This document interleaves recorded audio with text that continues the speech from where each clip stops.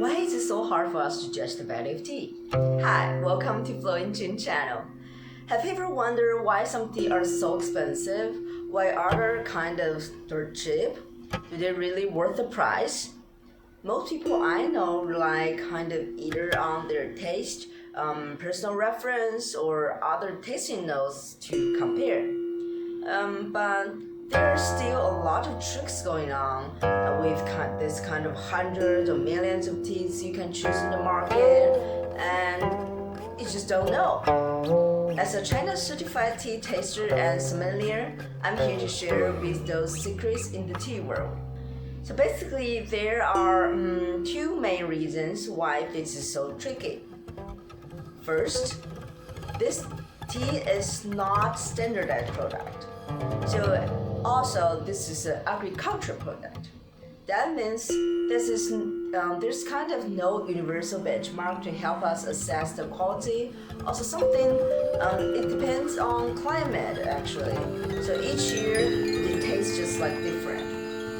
So it's not like buying a keyboard or clothes, where what you see is pretty much kind of what you get, right?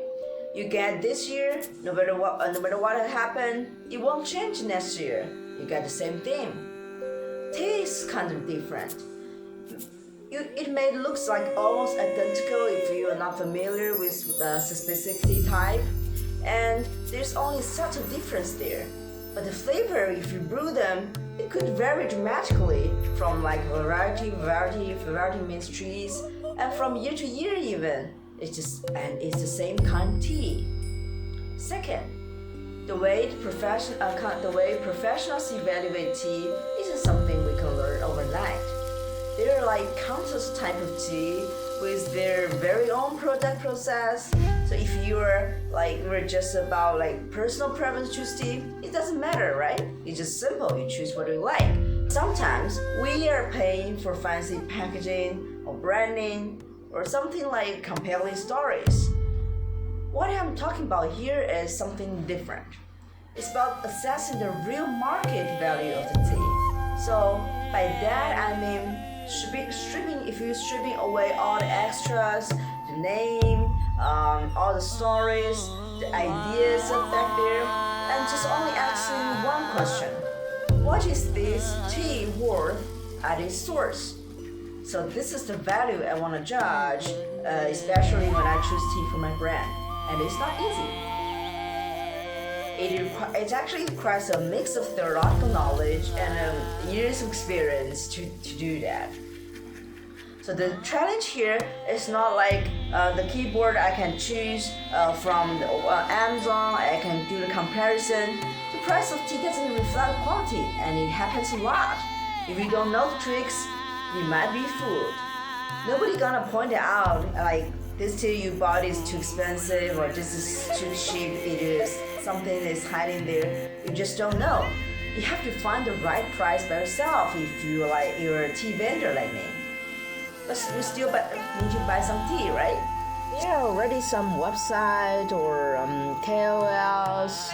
They are reviewing this tea and publish their posted tasting notes online. These are good things, and they are actually really serious tea lovers. They use Skyline, teapots, and their taste actually is really subtle.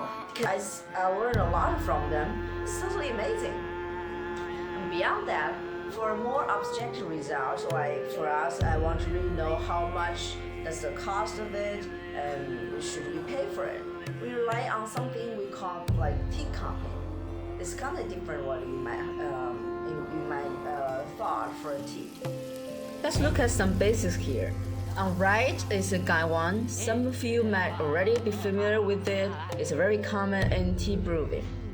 On left, this is something we use for general tea tasting. So instead of like gaiwan with a bowl shaped, it's more like a cylindrical porcelain cup. I will explain more in future video.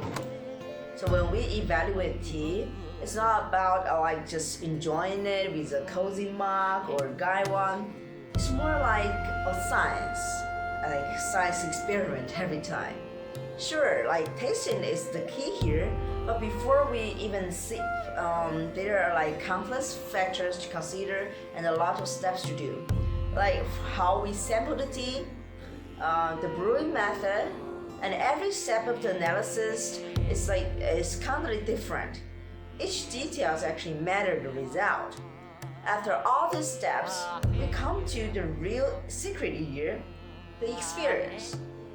To become like a skilled tea taster, you need to taste like hundreds, maybe thousands of teas, from all those amazing ones and also to their not so great ones, just to understand what really makes a tea truly exceptional. I'm still learning it. It's just like distinguish a rare gem from something that's not just kind of shiny. So it's really hard work for me. It's actually a long journey for me to learn. One of our key tasks here is determining the tea quality grade and estimating the cost of it. I will share more about this process in future videos. So like tea company actually answers most of the questions like for me, but sometimes there's still some question remains unsolved. This brings us to the third reason why judging tea is kind of value is kind of difficult. That's the little secrets of the trade. These secrets are kind of scattered across all the steps of the tea production, and each region they produce their own region's tea, so each region has its own garden methods. They're guarding it like a dragon to their precious treasure. So let's say we rock tea, for example. So the key process here is the roasting. This is the step to give tea the aroma, texture, and also avoid the tea turning back green. So if you love rock tea and buy a lot of it, you may come to have some of the tea like smells so great. You thought it was a high-grade tea, and back home for a while the tea turned green, so Google tell you that it might be due to bad storage. But I'm telling you today, no, it's totally not your fault.